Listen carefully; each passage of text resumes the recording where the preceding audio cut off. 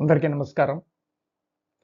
మా ఛానల్ మనోవిజ్ఞానం doctor DV Ramanamurthy PhD official powered by Ramadevi foundation హైదరాబాద్కి స్వాగతం.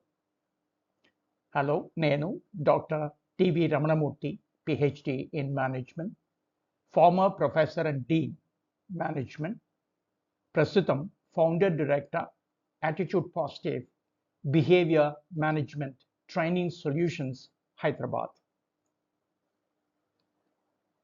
గతాన్ని మీరు తవ్వుకుంటూ ఉంటారా?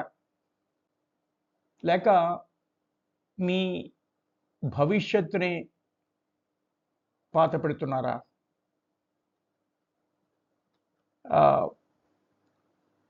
సైకాలజీ నిపుణులు ఏమంటారంటే, మనం ఇలా గతాన్ని తవ్వుకుంటున్నప్పుడు వాటిని ఆ యాక్టివిటీని కిచెన్ సింకింగ్ అంటారు. దానివల్ల మన రిలేషన్షిప్స్, సంబంధ బాంధవ్యాలు చాలా కుంటుపడతాయి. గతాన్ని గుర్తు చేసుకోవడం తప్పు కాదు, కానీ అదే గతాన్ని పదే పదే తవ్వుకుంటూ ఈరోజు ఆనందాన్ని కోల్పోవడం మాత్రం చాలా పెద్ద తప్పు. గుర్తించండి. ఈ వీడియోలో తెలుసుకుందాం, ఎందుకు మనం గతంలోనే చిక్కుకుపోతాం, అది మన కుటుంబాన్ని, మనసును ఎలా దెబ్బతీస్తుంది, దాని నుంచి బయటపడే శాస్త్రీయ మార్గాలు ఏమిటి, గతాన్ని మార్చలేం కానీ భవిష్యత్తును నిర్మించగలం. మన విషయాలు పాతవన్నీ తవ్వుతున్నారా? ఇంట్లో సంభాషించేటప్పుడు, సర్వసాధారణంగా భార్యాభర్తల మధ్య సంభాషణల్లో వాదన వచ్చినప్పుడు గత తప్పులన్నీ తవ్వి తీస్తున్నారా? దీన్ని నిపుణులు కిచెన్ సింకింగ్ అంటారు. ఇలా మాట్లాడుకుంటూ ఉంటాం సర్వసాధారణంగా. నువ్వెప్పుడు ఇంతే, పోయిన నెల కూడా అలాగే చేశావు, నిజానికి పెళ్ళి అయినప్పటి దగ్గర నుంచి నువ్వు ఇంతే, ఇంకా మారవు. ఈ డైలాగ్ ఎప్పుడైనా విన్నారా? లేదా మీరు ఆల్రెడీ వాడేసి ఉంటారా? కిచెన్ సింకింగ్ అంటే ఏంటి? వాదన జరుగుతున్నప్పుడు ప్రస్తుత సమస్యల బదులు గతంలోని తప్పులు, బాధలు, హేళనలు అన్నీ ఒకేసారి బయటికి తీయడాన్నే కిచెన్ సింకింగ్ అంటారు. అంటే కిచెన్ సింక్లో అన్ని పాత్రలు పడేసినట్టు గతమంతా ఒకేసారి కుమ్మరిస్తారన్నమాట. ఇది ఎలా మొదలవుతుంది? ఒకవేళ ఫోన్ ఎత్తకపోవడం కానీ, ఆలస్యంగా ఇంటికి రావడం కానీ, మీటింగులు మిస్ అయిపోవడం కానీ, వంట బాధ్యతలు లాంటివి చిన్న చిన్న విషయాల్లో చిన్న చిన్న సమస్యలు వచ్చినప్పుడు కానీ, చిన్న గొడవలతో మొదలైంది పెద్ద వాదనగా మారిపోతుంది. గుర్తించారా ఎప్పుడైనా? అసలు ఎందుకు ఇలా జరుగుతుంది? ప్రస్తుత సమస్యలకు సరైన సమాధానం దొరకనప్పుడు మనసు తనను తాను రక్షించుకోవడానికి పాత సంఘటనలను ఆధారంగా వాడుకుంటుంది. తెలుసా మీకు? ఇదే ఒక సహజమైన డిఫెన్స్ మెకానిజం అన్నమాట. గతాన్ని ఆయుధంగా వాడడమే నిజమైన సమస్యను దాటివేయడం అని గుర్తుంచుకోండి. సరే, ఇది సర్వసాధారణంగా ప్రతి కుటుంబంలోనూ జరిగేవే కదా, ప్రతి చోట ఆఫీస్ ఎన్విరాన్మెంట్లో కూడా జరిగేవే కదా. దీనివల్ల నష్టాలేంటి? ఒకటి, ఫిర్యాదులు, మనస్తాపం పెరిగిపోతాయి. ప్రతి చిన్న గొడవ ఇప్పుడు పాత జాబితా చదవడంలా మారుతుంది. నువ్వు అప్పుడు ఇది చేసావు, నువ్వు ఇప్పుడు ఇది చేసావు అనుకుంటూ. దాంతో మనస్తాపం రోజు రోజుకి పెరిగిపోతుంది. అది మన సంబంధ బాంధవ్యాల్ని ఎంత దెబ్బతీస్తుందో తెలుసుకుంటున్నారా? అలాగే మన వ్యక్తుల మధ్య నమ్మకం సన్నగిల్లిపోతూ ఉంటుంది. పాత తప్పులు పదే పదే గుర్తు చేస్తే భాగస్వామి ఇంట్లో కానీ, ఆఫీస్లో కానీ తనపై నమ్మకం కోల్పోతున్నారని భావిస్తారు. దానివల్ల సంబంధ బాంధవ్యాలు ఇంకా కుంటుపడే అవకాశం ఉంటుంది. అలాగే చిన్న చిన్న గొడవలు పెద్ద విభేదాలుగా మారిపోతాయి. అంటే చాలా అన్ఇమాజినబుల్ కాన్ఫ్లిక్ట్స్ అన్నమాట. ఘర్షణలు ఒక చిన్న విషయంతో మొదలవుతుంది. పాత సంఘటనల్ని కలపడంతో పాటు వాదన అదుపు తప్పే పరిస్థితి ఏర్పడవచ్చు. అలాంటప్పుడు చాలా చిన్న సమస్య చాలా పెద్ద ఘర్షణగా మారిపోయే అవకాశం. అదే కొన్ని విషయాల్లో శృతి మించి రాగాన పడ్డా ఉంటారు చూడండి. అలాంటప్పుడు ఏంటంటే కొన్నిసార్లు విడిపోయే వరకు దారి తీసేస్తుంది.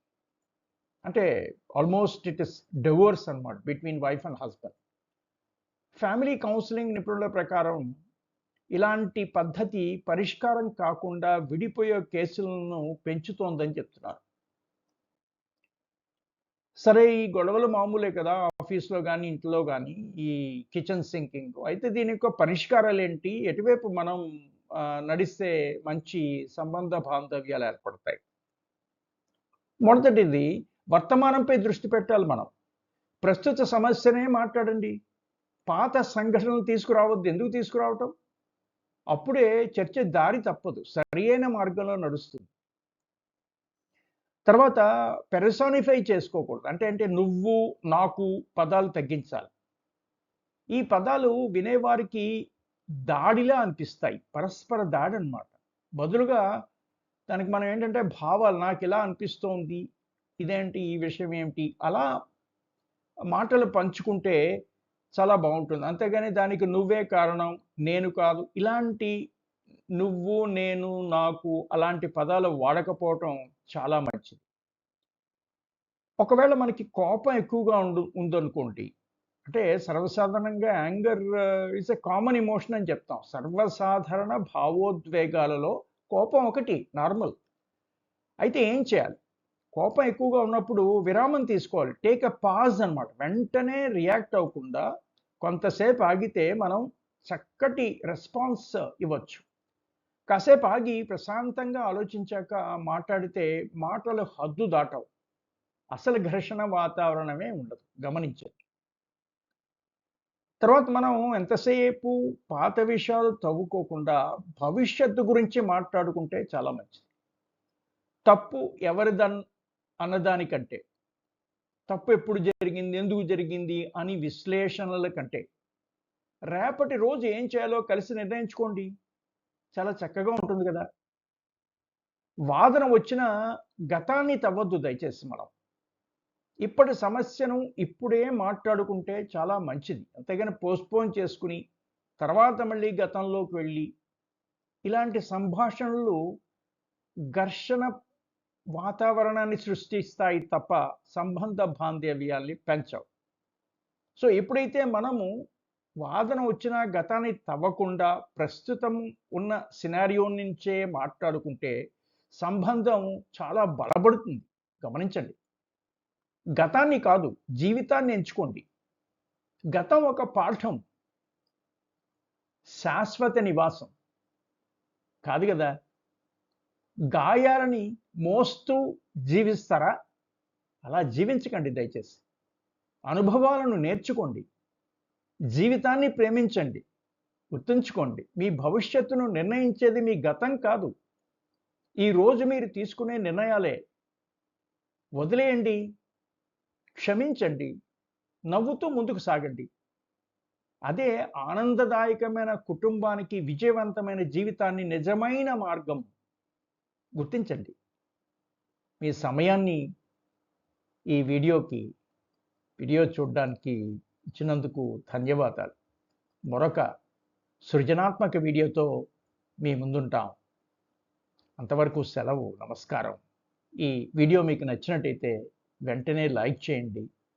కామెంట్స్ తెలియచేయండి. ఇతరులకి షేర్ చేయండి. తప్పకుండా మా ఛానల్ మనోవిజ్ఞానం doctor DV Ramanamurthy PhD official powered by Ramadevi foundation హైదరాబాద్ని తప్పకుండా సబ్స్క్రైబ్ చేసుకోండి. నమస్కారం.